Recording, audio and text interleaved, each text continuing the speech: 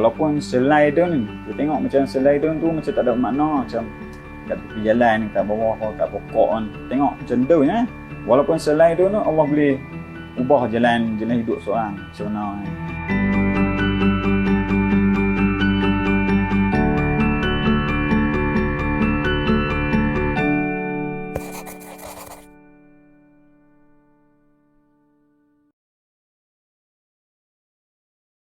Mukim Pinang Tunggal, Sungai Petani.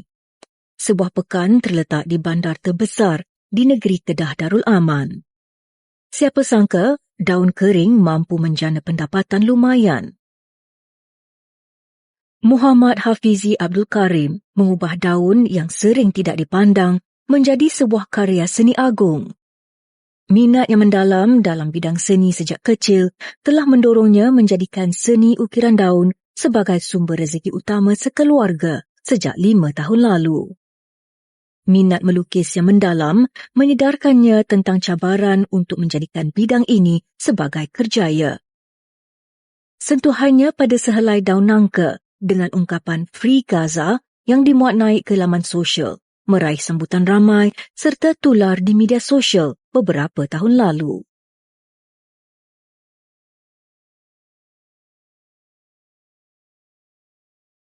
Manusia dan alam saling berhubung. Begitulah juga Hafizi, mesra disapa AG dengan tumbuh-tumbuhan. Anak jati Darul Aman berusia 34 tahun ini menjadikan aktiviti mendaki sebagai hobi. Beraktiviti kekal cergas sambil menikmati alam, kelebihan yang banyak membantunya mencari idea-idea baru untuk ukiran seterusnya. Mula-mula sekali tu kalau selain pada daun kan, pada waktu sekolah lagi saya dah mengukir dah. Waktu tu saya mengukir stiker. Stiker-stiker saya buat tempahan-tempahan. Ada sahabat-sahabat saya kat sekolah yang tempah, saya akan buat stiker, saya akan jual waktu tu. Itulah permulaan. Tidak betah hanya duduk di rumah tanpa mengeluarkan peluh, Hafizi sedaya upaya mencari ruang melakukan aktiviti sukan kegemarannya ini bersama isteri tercinta. Dia beruntung kerana mendapat galakan yang penuh dari pasangan hidupnya itu.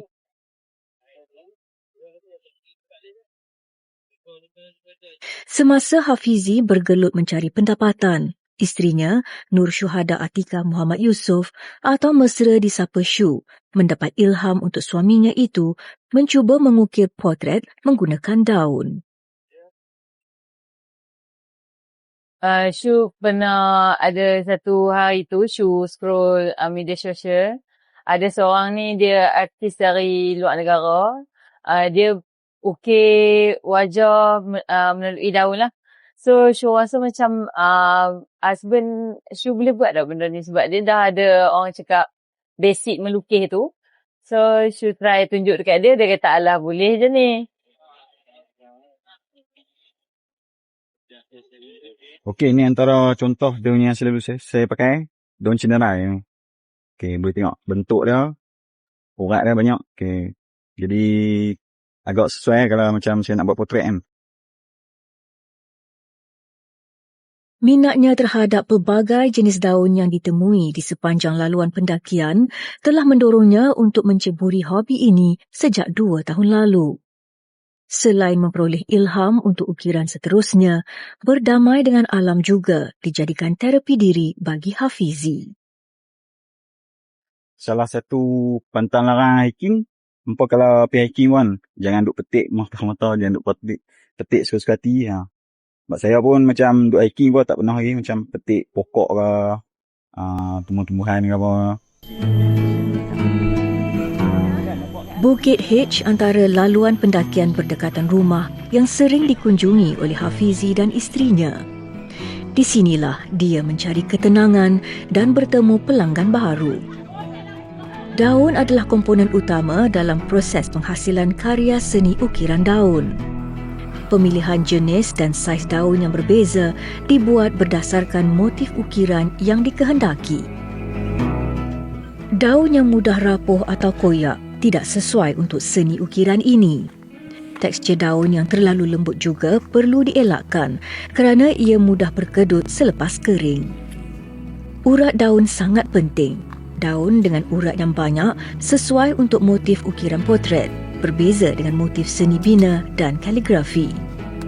Setakat ini, Hafizi telah menggunakan 6 jenis daun, iaitu daun jati, maple, cenerai, teja, hati dan dokong.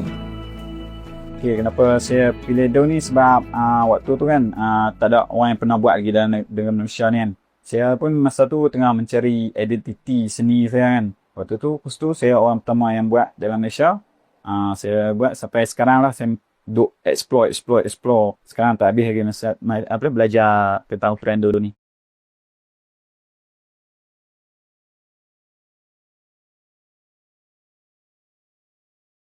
Proses awal bermula dengan pengeringan daun yang dipilih. Daun-daun perlu dimasukkan ke dalam buku yang tebal dan berat. Tujuannya adalah untuk memastikan daun kekal rata dan tidak berkedut. Proses pengeringan ini mengambil masa selama 3 hari. Okay, kalau macam dulu tu saya terus ukir je. Ukir, lepas tu baru saya keringkan. Waktu tu saya alami masalah macam bila kita ukir dulu baru keringkan, dia akan jadi muka wajah orang tu akan jadi mengecut. Dia akan jadi tak sama, akan berlari.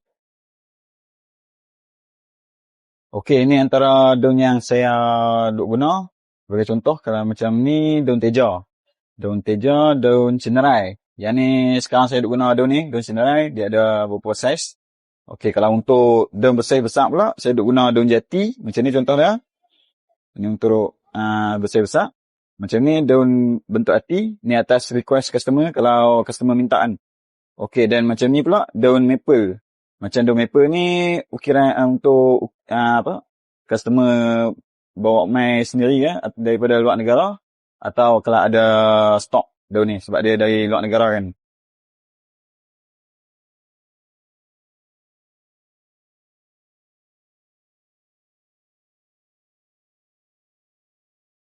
Setelah daun dikeringkan, Hafizi akan mengeluarkannya dari buku. Dia kemudian akan memilih daun yang paling sesuai untuk motif yang akan dilukisnya. Tugasan pagi ini, dia akan melukis potret kenalan sukan mendaki.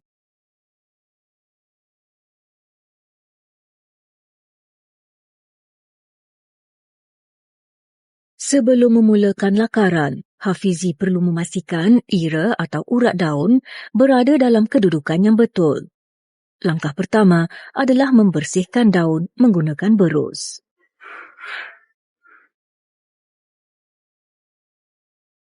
Dia kalau macam contoh, kalau saya nak cepat siapkan customer, saya akan melakar dulu pada daun. Akan lakarkan dalam tempoh dalam setengah jam macam tu lah. Saya akan lakarkan, lepas tu baru saya akan ukir. Proses mengukir tu akan jadi lebih pantas. Dalam masa sehari tu saya boleh buat banyak lagi customer. Bagi Hafizi, kemahiran asas melukis yang sedia ada menjadikan teknik lakaran daun tidak terlalu sukar. Walau bagaimanapun, ini bergantung pada daun yang digunakan. Menurutnya, semakin banyak urat daun, semakin mudah kerja lakaran. Sebaliknya, urat daun yang sedikit menyukarkan proses lakaran, terutamanya pada bahagian mata dan hidung. Okey, yang paling susah setakat ni kaligrafi dengan binaan. Kemudian potret pun susah juga, dia bergantung pada wajah. Kadang tu wajah kan dia macam tone wajah tak berapa jelas lah. Dia agak sukar lah saya nak buat.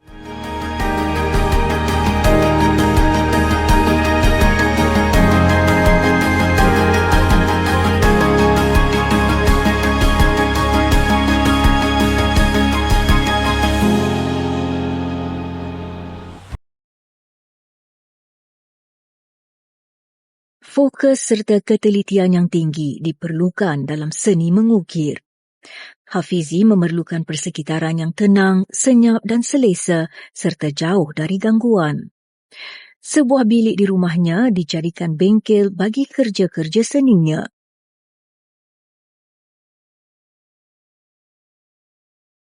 Ini kerana setiap hari dia perlu menyiapkan hampir 10 jenis ukiran pelbagai motif. Untuk mengukir ni, saya kena banyak fokus dan sabar. Sebab dia tak sama dengan melakar. Kalau melakar ni kalau silap tu kita boleh padam kan. Kalau macam mengukir ni pula, kalau terkoyak, kita kena ulang balik. Jadi, fokus tu dia mesti sangat tinggi lah. Pisau alat utama bagi proses mengukir.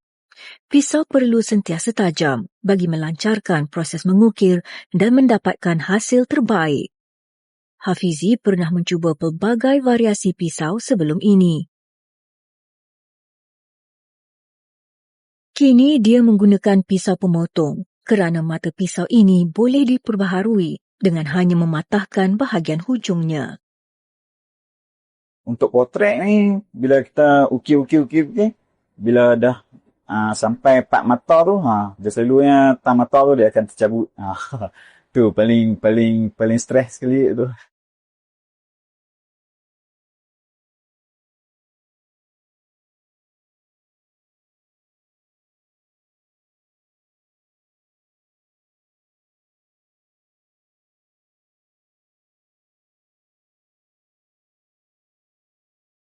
Okay, biasanya dia bergantung pada saiz ukiran dan bergantung juga pada detail. Okay, kalau macam ukiran potret ni dalam masa 2 jam macam tu. Kalau macam binaan pula mungkin dia masa dalam setengah hari. Kalau ukiran untuk besar-besar pula mungkin bergantung pada sehari atau 2 hari.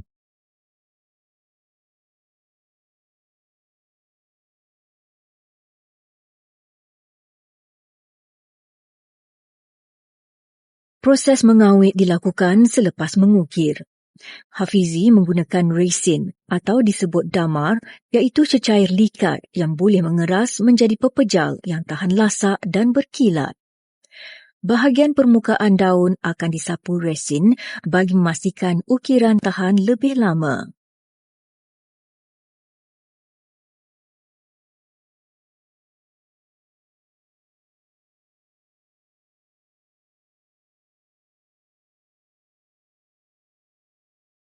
Kalau resin tu saya akan menggunakan UV resin sebab dia lebih cepat, lebih pantas untuk kering. Melainkan kalau resin lain tu akan mengambil masa untuk keringkan dalam tempoh sehari 2 hari.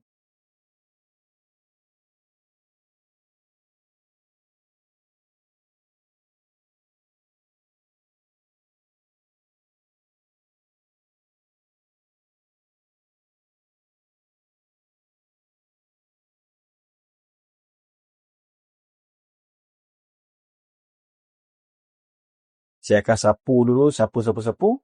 Kemudian saya akan letakkan di bawah cahaya UV untuk keringkan, untuk lebih ketahanan daun tu. Kemudian baru saya akan ke proses seterusnya. Hafizi menggunakan alat khas cahaya UV bagi memastikan resin yang disapu kering dengan betul. Setiap bahagian daun akan diletakkan di bawah cahaya UV ini selama 1 minit sebelum diterbalikkan. Selepas proses ini, dia akan menggantungkan daun tadi pada ampaian kecil yang dibuat pada dinding. Kebanyakan proses hanya dipelajari oleh Hafizi di YouTube. Sebelum ini, Hafizi pernah menjemur daun yang telah siap. Akan tetapi, daun yang dijemur secara langsung kepada cahaya matahari mengecut dan berkedut. Ukiran daun ni dia tidak macam sekadar potret wajah saja. Dia kadang-kadang tu dia ada kisah saya dengan orang yang tempah je yang boleh tahu. Contohnya macam kehilangan orang sayang, macam terjadi macam contoh hadiah untuk anniversary. Dia macam setiap ukiran tu dia ada kisah-kisah tersendiri lah. Menurut Hafizi, ukiran dibuat berdasarkan permintaan ramai yang lazimnya ada kaitan dengan isu semasa. Walaupun sentiasa sibuk dengan tugas harian, dia tidak mengabaikan tanggungjawabnya sebagai ayah kepada 3 orang anak. Masa yang ada akan digunakan sebaik yang mungkin bersama keluarga. Sementara itu, proses seterusnya selepas pengawitan adalah pembungkusan. Biasanya, kerja pembungkusan ini akan dilakukan pada keesokan harinya. Okey, part packaging pula memang Syu akan handle. Selepas husband Syu masukkan dalam frame, dia akan letak, okey ni dah boleh packing dah.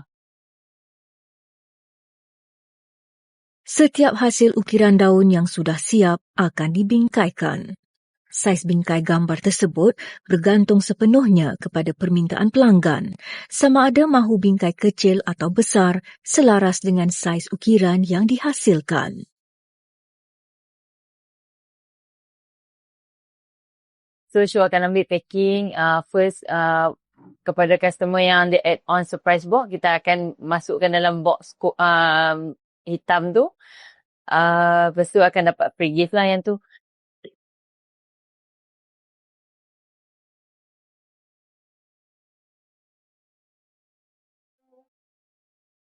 Dah.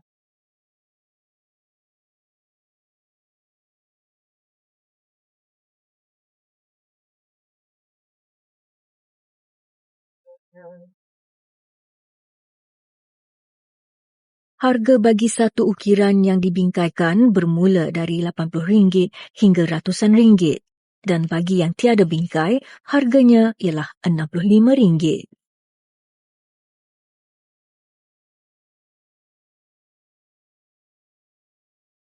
Muhammad Nur Hafiz berasal dari Tasik Geluguru Pulau Pinang, antara pelanggan Hafizi. Ini merupakan kali kedua petugas barisan hadapan berusia 47 tahun ini membuat tempahan.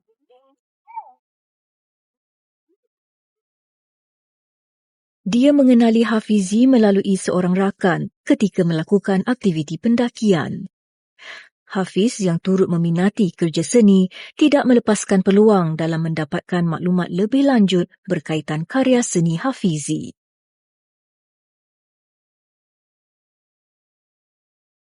Saya berhasrat untuk jadikan benda ni sebagai sampel saya letakkan dekat pejabat. Supaya lepas ni secara tak langsung saya boleh promotekan benda ni apabila ada event-event besar. Sekiranya diorang nak bagi sesuatu cenderahati ataupun saguhati, saya boleh tunjukkan sampel, real sampel. Jadi orang pun lebih mudah. Kita nak convince orang pun senang kan? Atau dengan orang-orang yang ada seni yang kreatif.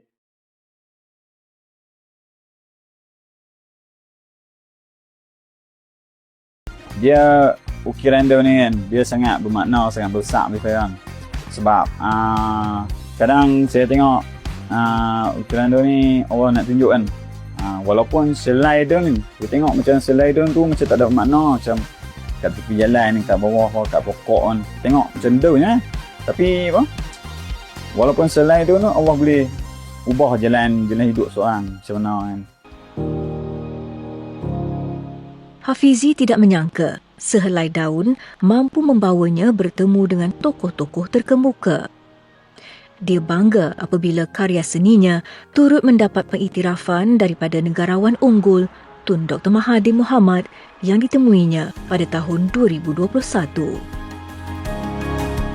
Baru-baru lagi, tapi saya buat ukiran tu, saya post di media sosial, tapi tak sangka macam Tun tiba-tiba notice respon ukiran dia tu. Kemudian saya request macam nak bertemu, terus Tun tetapkan tarikh, tu dapat berjumpa dengan Tun. Benarlah kata pepatah, usaha tidak mengkhianati hasil. Ketekunan, dedikasi dan tidak berputus asa akhirnya membawa kepada kejayaan. Hafizi pernah ragu terhadap dirinya, namun sokongan keluarga yang tidak pernah pudar membentuk kekuatan untuk terus berkarya. Dengan tekad dan azam yang tinggi, Hafizi berupaya berbangga menjadi pelopor dalam seni ukiran daun di Malaysia.